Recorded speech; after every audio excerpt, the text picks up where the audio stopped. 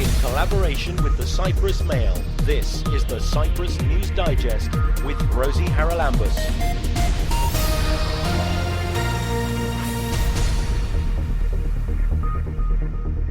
On this week's programme, we discuss the housing issue. A recent report says increased availability could help reduce soaring rental prices, and it suggests that over 10,000 more apartments could be built on areas in Nicosia already zoned for residential use, thereby greatly reducing urban sprawl. Effectively, what we are doing is that we are forcing people to move further and further out from the cities and commute longer distances and adding pressure on public services, which need to be accommodated.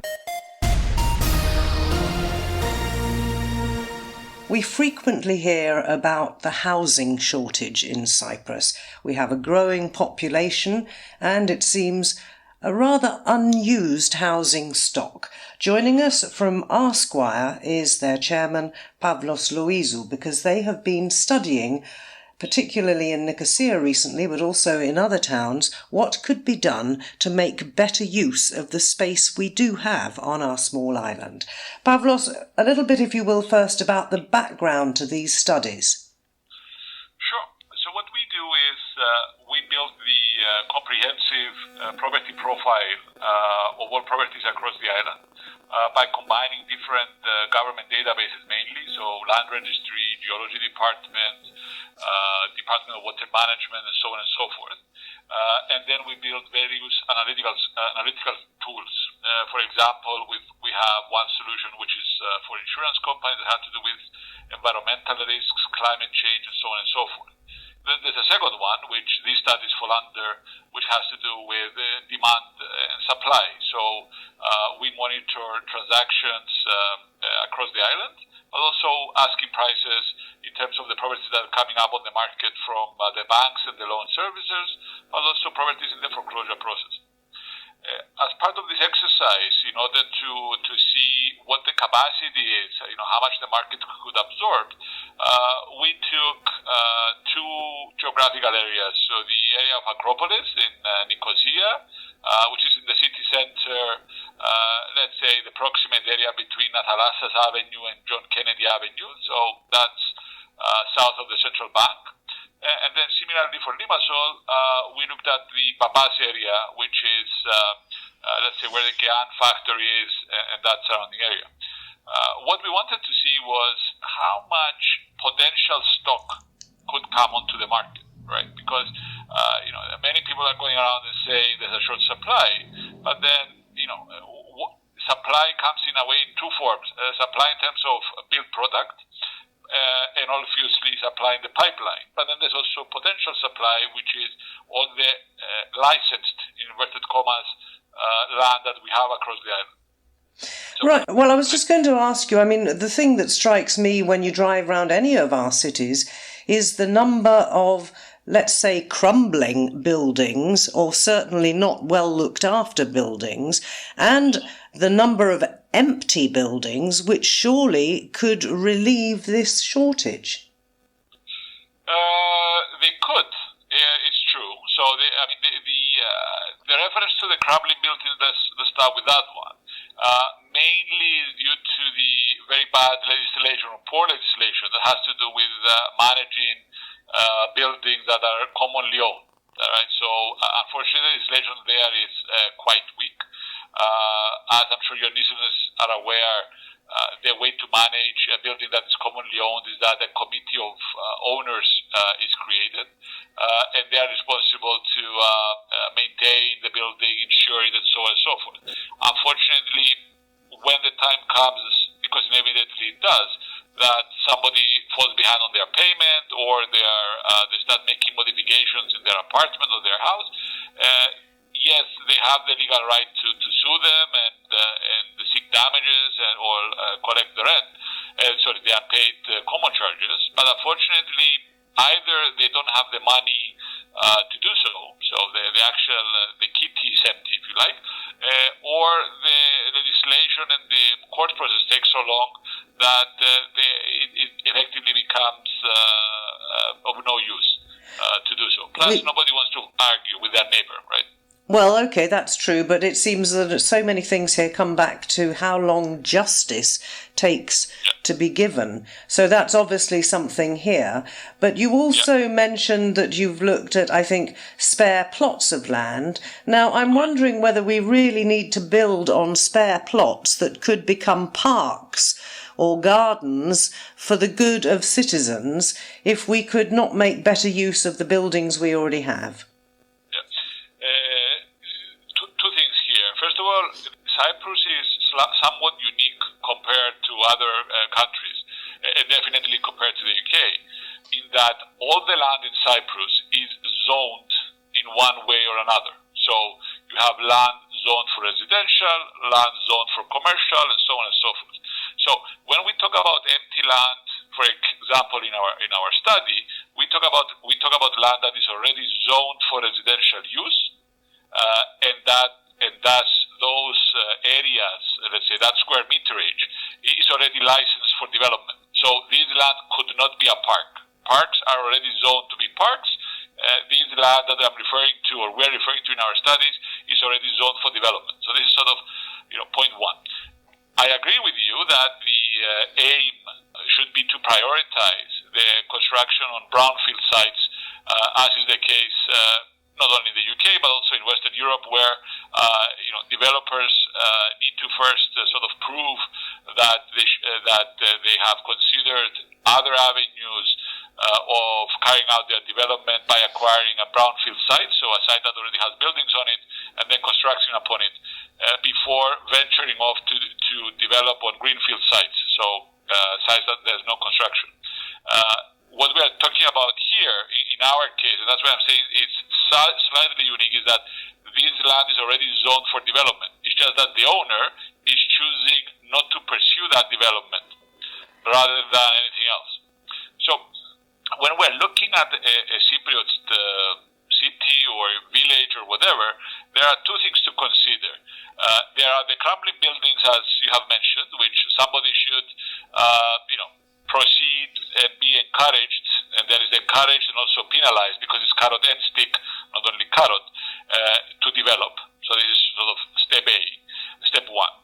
Then there's a second thing, which is all the land available in the cities where we casually park our car, which is land zone for development. And again, by having both the crumbling buildings on the one side not fully utilized, but then also the land not being developed, effectively what we are doing is that we are forcing people to move further and further out from the cities and commute longer distances and adding pressure on public services, which need to be accommodated. I'm glad you mentioned public services there, because if I remember correctly, you said in this report that over 2,000 plots of land were identified which could be used to build a huge number of, let's say, homes or flats or whatever. Now, when you build all those new homes or flats, you're going to need schools and other infrastructure, and perhaps doctors' surgeries and so on and so forth, to accommodate and serve that population. That doesn't ever seem to be taken into account when we hand out building permits willy-nilly. Correct. So let's take the example of Nicosia, sort of to, let's say, prove the point. So in the area that we examined, which as I mentioned is effectively the core of the city, you are looking at the ability to add 10,000 apartments. So that's the available building density right now within the area of Acropolis. So if somebody came and said, I'm going to build all the land that is already zoned, and emphasize that, already zoned for residential purposes, I could add 10,000 apartments. Great. So let's assume that each apartment has 2.5, that's sort of the average number of people in every residential unit across Cyprus. You're looking at 25,000 people. Now, where would those people go to school, or the kids, and so on and so forth? The infrastructure is already there in terms of school, in terms of doctors, hospitals, and so on and so forth. Clearly, we would need more, but the base, if you like, or the infrastructure, it's there. There are high schools and so on and so forth. If we don't build those 10,000 apartments there, because for whatever reason, then what are we doing? Those individuals who could be accommodated in that area need to move further out. So they will go to places like Valley, Ieri, Agia Barbara, and so on, Seri, Lacadamnia, and so on and so forth. So it's further out of the city. So what are you doing there is that you're encouraging urban sprawl. So you are actually, and there is no infrastructure. So at that point in time, the government needs to move in, to step in and build a new school, bring the doctors and the hospitals, extend the coverage of the post office, extend the police service in order to provide all of the utilities that these individuals need. And of course, what we're doing is that we're stretching everything outwards and also causing, by doing so, we have a negative impact on public transport because we're thinning out the density, right? We're thinning out the people. So the density doesn't work in terms of being able to have buses and even tram that they're talking about, Nicosia, and so on and so forth. So there are two sides here. The town planning authority moves in and says, this is what's zoned to be built where. And there is enough land to go around to accommodate, I think the last study was done about 10 years ago, but at the time it was like the then zoned area of Cyprus could accommodate something like 4.5 million people. Bear in mind we're one. So there is plenty of land to go around. But what we are doing is that instead of forcing people to stay within the city center or providing the land and the dwellings for them to be able to live in the city center, we push them indirectly further out, stretching the infrastructure furthermore. Okay, and you didn't mention, and you haven't mentioned electricity and water, of course, which everybody needs. But I'm wondering why this happens. Who owns all these building plots? Sure. Look, the main owners in Cyprus, and they are the easy victims to go after, but they are not to blame, are the government, the church. So those are the two biggest owners of land, or in terms of square meterage. And then you would have nowadays some of the bigger loan servicers and banks owning land. They are not the problem. They are not the issue. A lot of this land is owned mainly by families, right? So it's privately owned individuals in many cases, not companies who are hoarding land. It's individuals handing it down from generation to generation as part of inheritance or tradition and so on and so forth. Now, because we do not have property taxes, so ownership taxes, the same way you would have in Greece that they have enfia, or in the UK that you have council tax, there is no disincentive for somebody not developing their land. So if I have 600 square meters of land sitting in the city center, okay, I maybe end up paying 100, 200, 300 euros a year to the local municipality for owning that land, but that's it. So I'd much rather leave it there, and give it to my kids in 20, 30 years from now, or rent it out for car parking and so on and so forth. And this is what is preventing everything. The other thing I want to ask you about, and you've sort of brought that up, is the practice here of, if I think I'm right in saying that most Cypriots don't make wills. So let's talk about properties that have already been built. And I mentioned at the beginning, not just the crumbling ones, but the ones that are literally falling down because they were owned perhaps by 3 generations ago, and now because of this system of it being divided up between the family when someone dies, there may be a house now that's owned by about 9 or 10 people who can't seem to agree on whether or not to fix it up or knock it down or what to do what with it. Very good point. Let's just touch one moment on the wills part. So indeed, in Cyprus, having a will is not something that is often done. And also because there is no inheritance tax, you don't, a lot of people don't even plan for what's going to happen the next day, let's say, with their assets.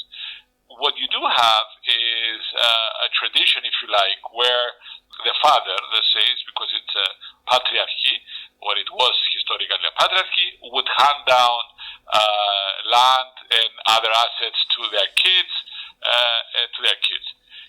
usually what happens is that if you have more than one child, you would, to make your life easy as a parent, you say, okay, I'm going to give you half each, and you guys sort it out, or a third each, or a fourth each, or whatever.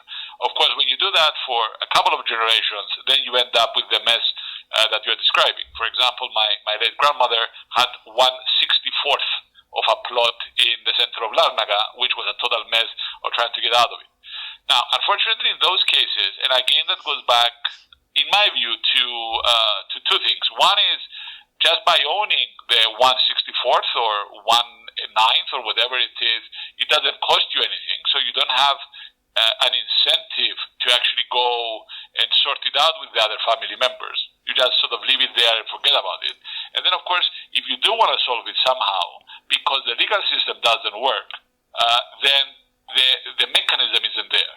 So only if you are lucky, let's say, and everybody gets fully aligned and behind it, will you actually all agree to sell. Which then, of course, leads to the next problem, which is for how much. But yeah, that's a big problem. It is a big problem, and there's no real way out of it without a working and functioning legal system. Right, now then you're not a lawyer, I don't think, but I was under the impression that, let's say, for example, a married couple have 2 children and they co-own a property. When one of them dies, it automatically gives half of that part of the property to the spouse, and the other half is divided between the children. That's without any will or anything. And so again, you're playing, it's like Chinese whispers. Yes. This is the case. It's if you don't have a will, then it's split in this way. What the reference I was making earlier was how the tradition has it. So traditionally, you would have the father or the mother split the ownership between the kids. But yeah, you're absolutely right. That is a big part of the issue that you have. But see, again, why do people solve problems? You either solve problems because you are fully aligned with one another in terms of what you want, or because everybody's getting, in inverted commas, beaten up by not doing something. In the case of Cyprus, we always work with incentives. So you have an incentive. For example, if you merge more than one plots of land, so you get a bonus building density to construct that. During the crisis, if you recall, 2014 onwards, the government granted 50% incentives. They increased the building density by 50% for those projects on the golf courses and so on and so forth in an attempt to kickstart things. So, and in general, what we see that historically the government has been doing and is doing is this: I'm throwing more at you to get you going, to get you excited about building on your land, and so, or demolishing the building, and so on and so forth. I have to stop you there, Pavlos, because they've been throwing the money at the big developers who've been building luxury accommodation, which is absolutely no good for the average Cypriot young couple who are trying to buy a house. I don't disagree, but at the same time, I don't know who is at fault here. The government gave the density, and if I own a piece of land, I'm going to sell it at the maximum possible amount. I don't think that's the problem. I think the problem is that the government didn't go a step further and say, how am I going to behave, or how am I going to act to provide social housing? So, again, I agree with you on the luxury housing side, but I don't think the developers did anything at fault there.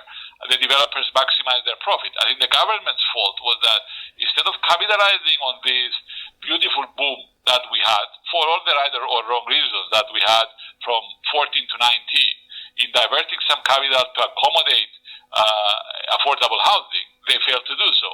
And now the issue that we have is that the population of Cyprus has increased from 2011 to 2021 by 85,000 people, according to the census that was released, the data that was released.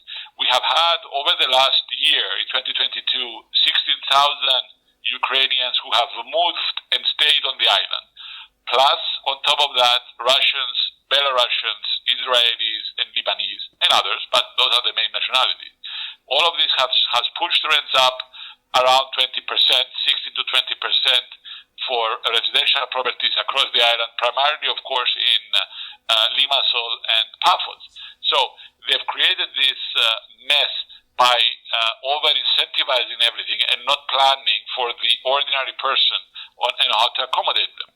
So I'm with you. I'm just not sure whether it's, let's say, it's lack of thinking of the masses that has caused this mess more than anything else. Is there an answer? What would your answer be? Look, the answer here is there an answer. It's I think it's the answer needs to be split into three parts. Please don't say with a different government department each dealing with each part. No.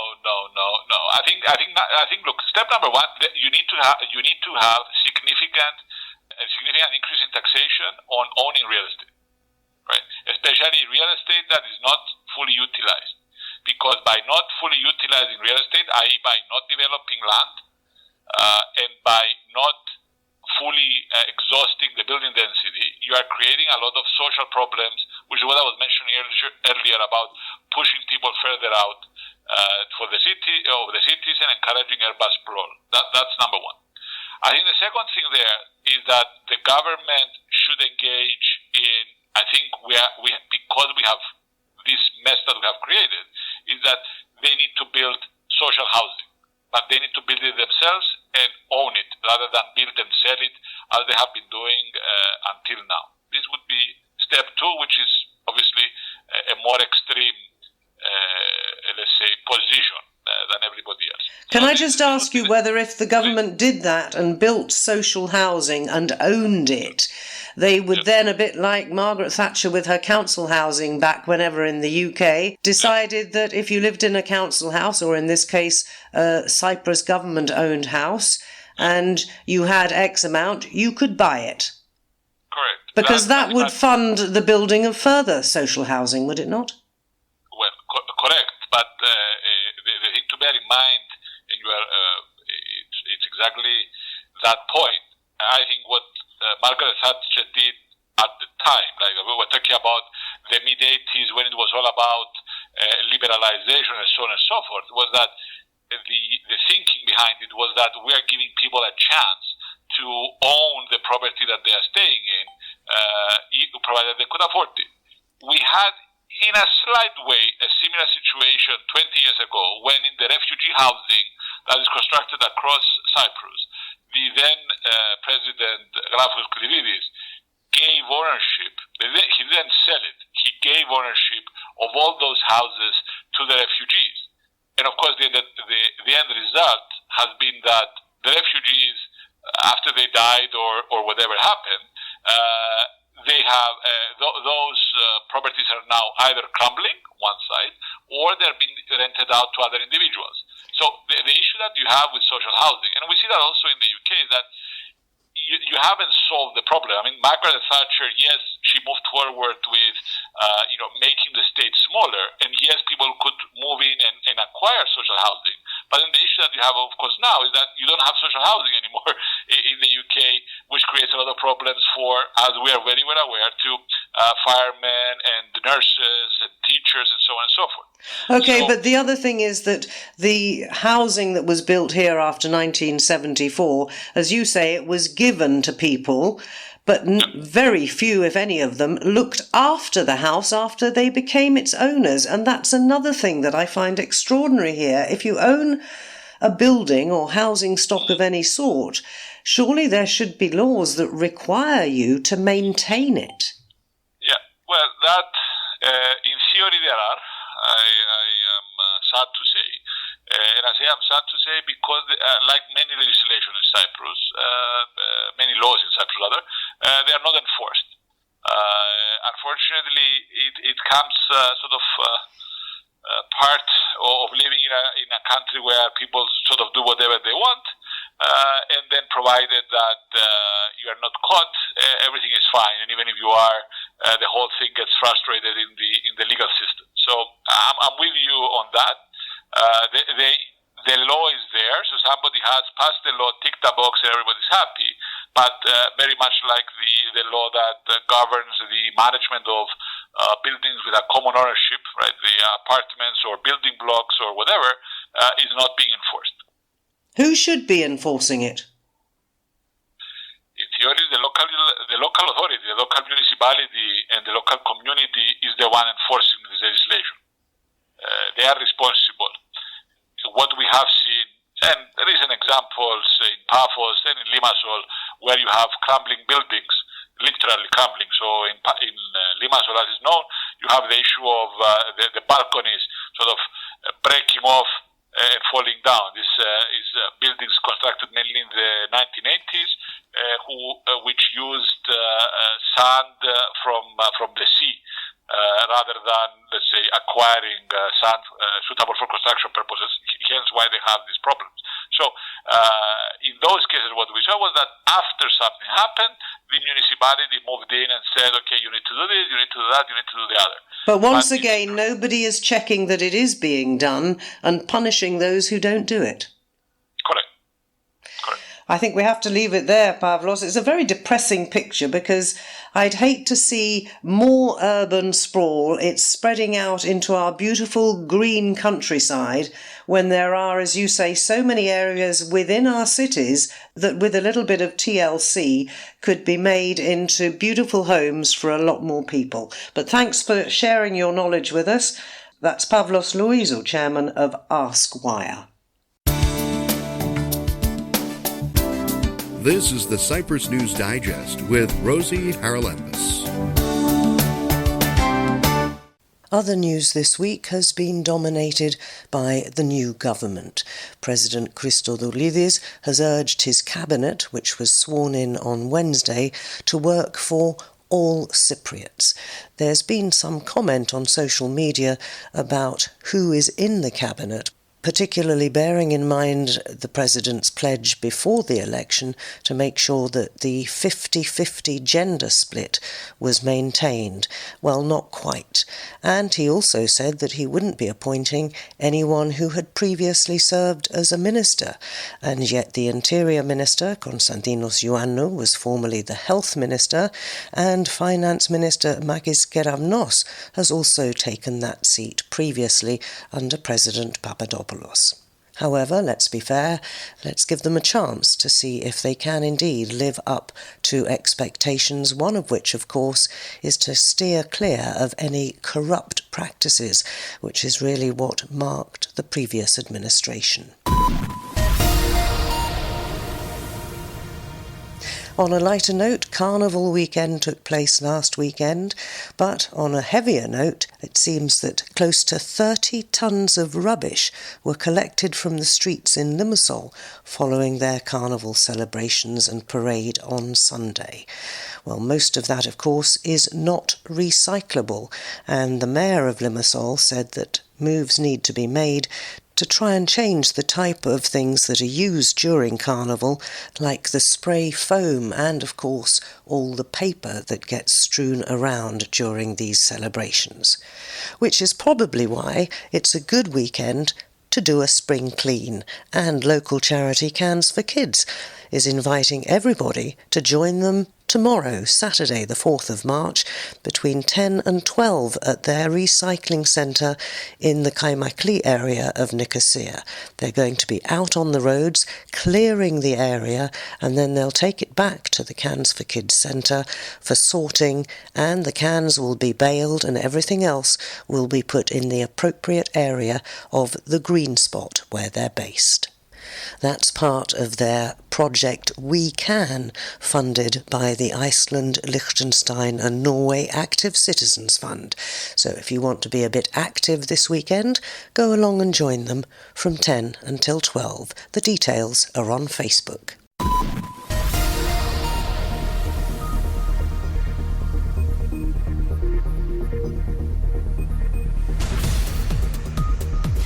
Well, that about wraps up this edition of the Cyprus News Digest. Many thanks for your company. Hope you'll join me next week. Till we meet again, take care and God bless. Bye-bye now.